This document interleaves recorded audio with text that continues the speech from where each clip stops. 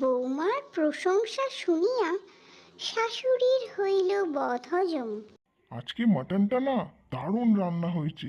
সুমি, তুমি পুরো ফাটিয়ে দিয়েছো।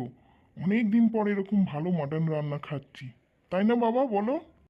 তা হ্যাঁ রে বাবু সোনা, এত হাত চেটে ওই বৌমার রান্না করা মাংস খাচ্ছিস?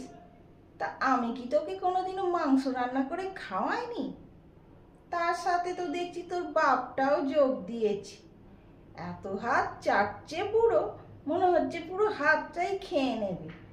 এতকাল যেন তোরা না খেয়েছিলিস, আমি যেন তোদের কিছুই রান্না করে খাওয়াইনি। তা বৌমার রান্নার যে এত প্রশংসা হচ্ছে, কই আমাকে তো কোনোদিনও এত প্রশংসা করিসনি এত ভালো ভালো পদ রান্না করে খাওয়ানোর জন্য। দুদিনের আশা বৌমা এসেই একবারে আমার ছেলে আর বরটাকে হাত করে নিয়েছে। যত সব আদিক্ষেতা।